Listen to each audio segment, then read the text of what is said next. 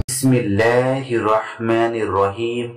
পরম করুণাময় ও অসীম দয়ালু আল্লাহর নামে শুরু করছি। আশা করি আপনারা সবাই সুস্থ ও নিরাপদে আছেন।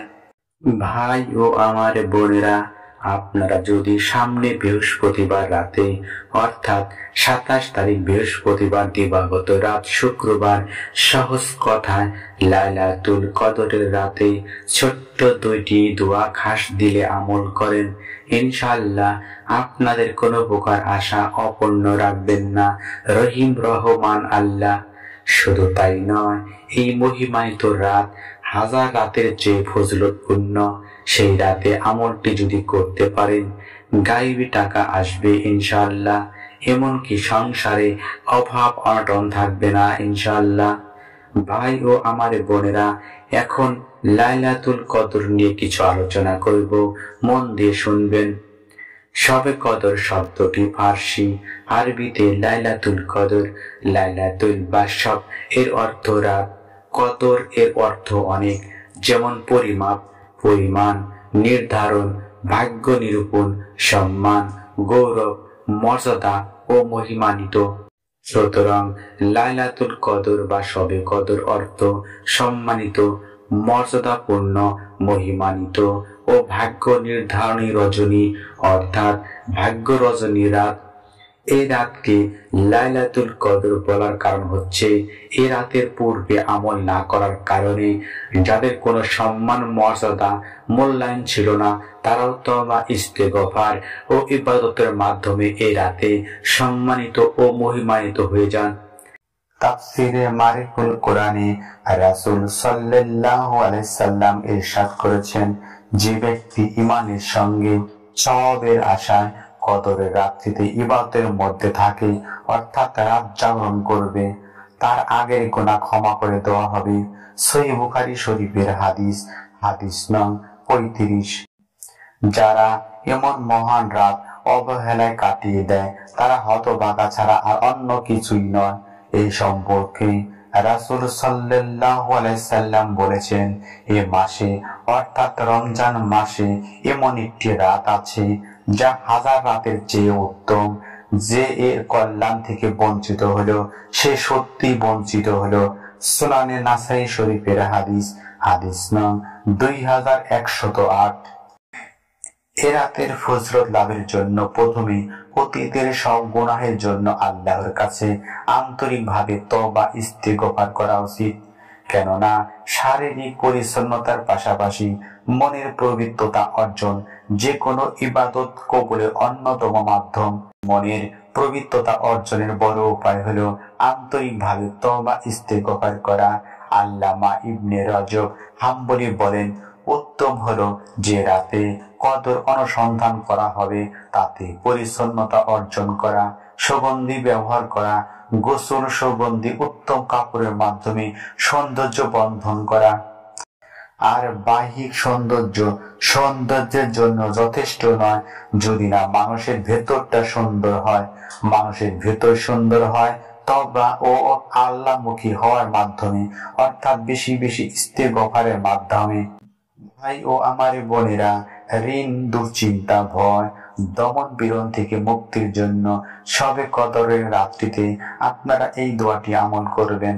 আল্লাহুম্মা ইন্নী আউযু বিকা মিনাল হাম্মি ওয়াল হাজানি ওয়া আউযু বিকা মিনাল আজজি ওয়াল কাসালি ওয়া আউযু বিকা মিনাল বুকলি ওয়াল জুবনি ওয়া আউযু বিকা মিন দালাইদ দাইনি ওয়া গলাবাতির রিজাল।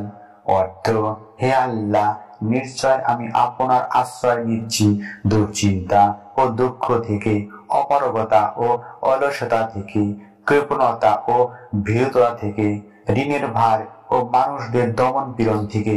সহিহ বুখারী শরীফের হাদিস, হাদিস নং 2893। এছাড়াও হযরত আয়েশা রাদিয়াল্লাহু আনহা বর্ণনা করেন, একবার আমি রাসূল সাল্লাল্লাহু আলাইহি সাল্লামকে জিজ্ঞাসা করলাম, হে আল্লাহর রাসূল সাল্লাল্লাহু আলাইহি ওয়াসাল্লাম, আপনি বলে দিন, আমি যদি লাইলাতুল কদর কোন রাতে হবে তা জানতে পারি, তাতে আমি কি দোয়া পড়ব? রাসূল সাল্লাল্লাহু আলাইহি সাল্লাম বললেন, তুমি আল্লাহুম্মা ইন্নাকা আফুন তুহিব্বুল আফা ফাফু আন্নি। আমি দোয়াটি আবারও বলছি, আল্লাহুম্মা ইন্নাকা আফুন তুহিব্বুল আফা ফাফু আন্নি। এই দোয়াটি পড়তে বলেছিলেন।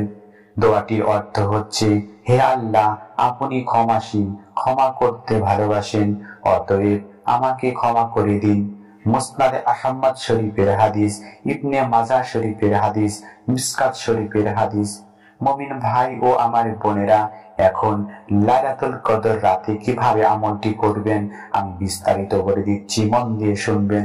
বৃহস্পতিবার রাতে অর্থাৎ 27শে মার্চ আপনারা শবে কদরের রাতে আজকের দোয়াটি আমল করবেন। দোয়ার আমলটি আপনারা কিভাবে করবেন বলে দিচ্ছি। ফজর নামাজের আগে, তার আগে আপনারা শবে কদরের রাতে বেশি বেশি নফল নামাজ, জিকির, আজকার, তাসবিহ, তাহলিল এবং বেশি বেশি কোরআন তেলাওয়াত করবেন। ভাই ও আমার বোনেরা, এভাবে ফজর নামাজের আগ মুহূর্ত পর্যন্ত এভাবে আমল করতে থাকবেন। এরপর ফজর নামাজের ঘন্টা খানেক আগে নতুন করে উত্তম রূপে ওযু করবেন। এরপর আপনারা আবারও 2 রাকাত নফল নামাজ পড়বেন। এরপর আপনারা জায়নামাজে বসা অবস্থায় প্রথম দোয়াটি, আল্লাহুম্মা ইন্নী আউযু বিকা মিনাল হাম্মি ওয়াল হাজানি ওয়া আউযু বিকা মিনাল আজজি ওয়াল কাসালি ওয়া আউযু বিকা মিনাল বুকলি ওয়াল জুবনি ওয়া আউযু বিকা মিন দালাইদ দাইনি ওয়া গলাবাতির রিজাল। এই দোয়াটি আপনারা 3 বার পাঠ বা তিলাওয়াত করবেন। এরপর আপনারা তৃতীয় দোয়াটি, আল্লাহুম্মা ইন্নাকা আফুন তুহিব্বুল আফা ফাফু আন্নি, আল্লাহুম্মা ইন্নাকা আফুন তুহিব্বুল আফা ফাফু আন্নি, আল্লাহুম্মা ইন্নাকা আফুন তুহিব্বুল আফা ফাফু আন্নি। আপনারা কমপক্ষে 11 বার পাঠ বা তিলাওয়াত করবেন।